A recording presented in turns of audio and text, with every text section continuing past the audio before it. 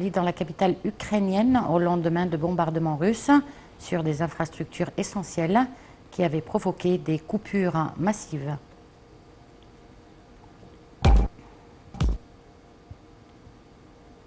Les informations en détail. Le président Abdel Fattah el-Sisi est arrivé en Algérie pour participer aux travaux du 31e sommet arabe.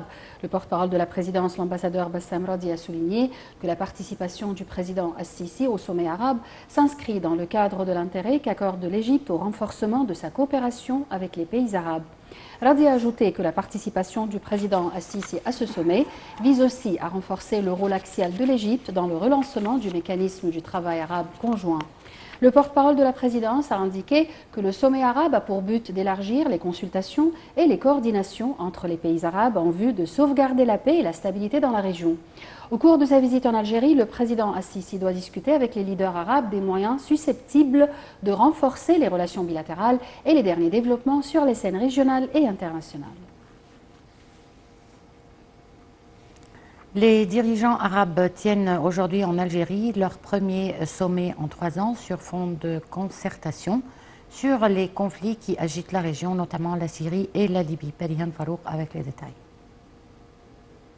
L'Algérie accueille aujourd'hui les dirigeants arabes pour leur premier sommet en 3 ans sur fond de concertation sur les conflits qui agitent la région, notamment la Syrie et la Libye. Les ministres arabes des Affaires étrangères ont tenu hier une réunion consultative pour examiner nombre d'articles et de rapports dans la déclaration de l'Algérie qui sera publiée par les leaders à la fin du sommet arabe. En clôture des réunions des ministres des Affaires étrangères arabes, le secrétaire général adjoint de la Ligue arabe, l'ambassadeur Hossein Zaki, a déclaré que les pays membres se sont mis d'accord sur tous les projets de loi, soulignant que tous les articles proposés par les pays membres ont été approuvés. Pour sa part, le ministre palestinien des Affaires étrangères, Riyad El-Malki, a affirmé que le dossier palestinien sera à la tête de l'ordre du jour. L'Algérie a placé ce 31e sommet de la Ligue arabe sous le signe du rassemblement. Le secrétaire général de l'ONU, Antonio Guterres, y assiste également en tant qu'invité d'honneur au sommet.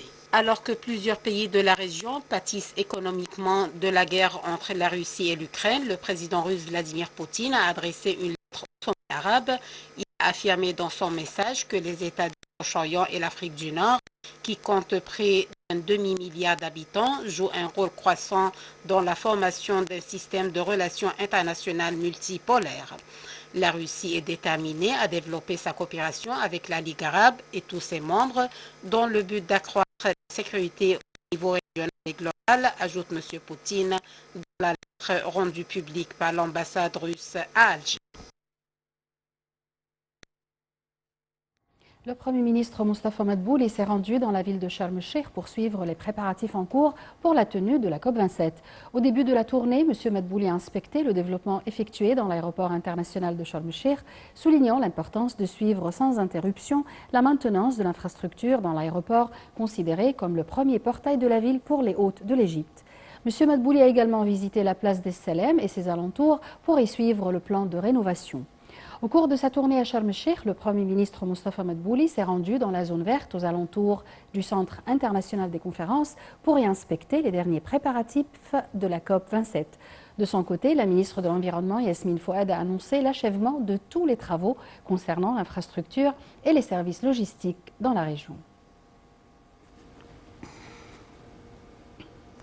Le ministère de l'Intérieur poursuit ses campagnes sécuritaires pour la lutte contre les crimes qui impactent l'économie nationale comme le blanchiment d'argent et les gains illégaux. Dans ce contexte, les forces de police ont arrêté une gang à Souan qui a pu voler une somme de 44 millions de livres des citoyens dans une affaire d'escroquerie.